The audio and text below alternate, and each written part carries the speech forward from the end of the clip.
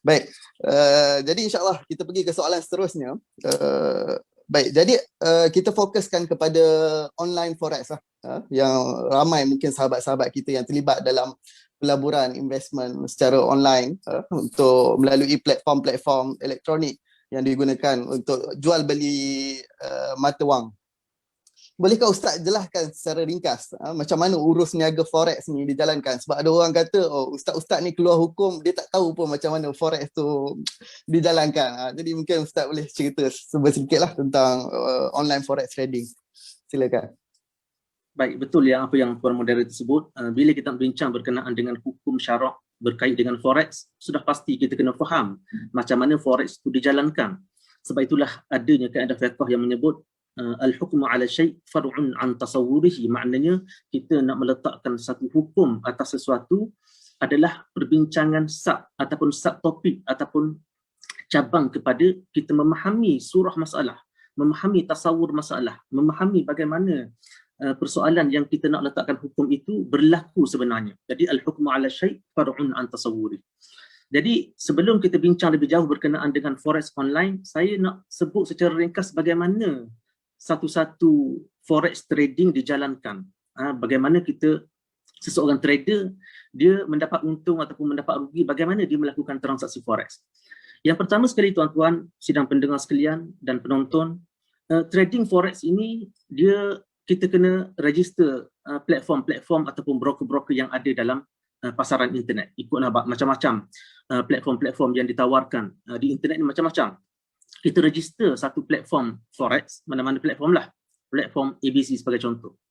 Kemudian kita akan mendepositkan sejumlah wang, modal kita, dan deposit itu berlaku dalam USD. Contohnya saya deposit sebanyak 100 USD dalam platform forex yang saya daftar, platform ABC.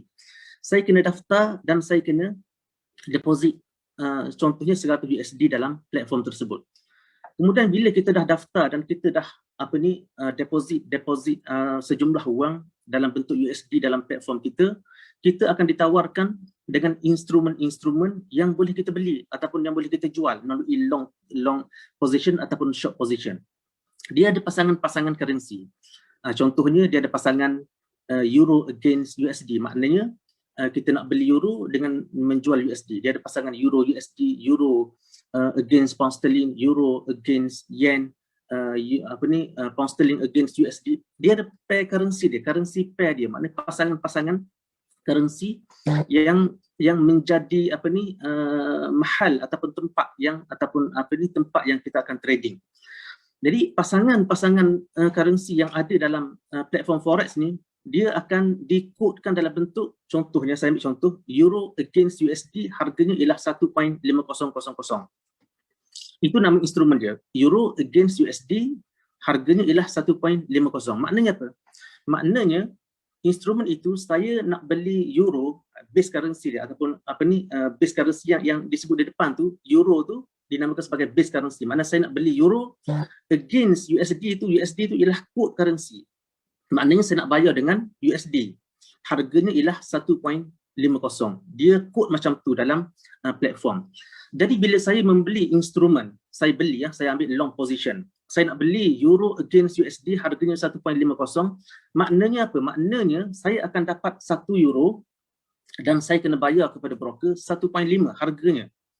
Kalau saya ambil posisi sell, saya nak jual instrumen euro against USD harganya 1.50 sebagai contoh, maknanya saya nak jual 1 euro dan saya akan mendapat 1.5 USD. Jadi itu instrumen-instrumen yang ditawarkan dalam forex online ataupun forex platform yang kita daftarkan. Kita boleh pilih lah, dia ada mungkin berbelas-belas currency pair yang ditawarkan dalam satu-satu platform internet. Okey, bila kita dah tahu dah platform ataupun yang kita masuk dan kita dah tahu dah instrumen ataupun currency yang kita boleh pilih untuk trading, macam mana trading forex berlaku? Trading forex akan berlaku melalui dua transaksi yang tak dapat dipisahkan di antara satu sama lain. Yang pertama, dia mesti ada open position. Yang kedua, kita ada close position. Maknanya dia kena ada open position, kita buka dulu posisi, kemudian diakhiri dengan tutup posisi. Saya ambil contoh. Contohnya saya ambil instrumen Euro against USD, harganya ialah 1.50. Bila saya mengambil long position, maknanya saya nak beli instrumen Euro against USD, harganya 1.5000, maknanya saya beli 1 euro dan saya bayar dengan 1.5000 USD. Itu transaksi yang pertama yang dinamakan sebagai open position.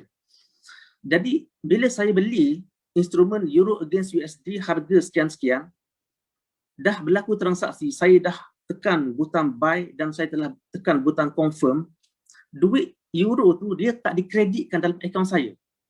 Dia tak dikreditkan. Duit euro tu dia akan floating.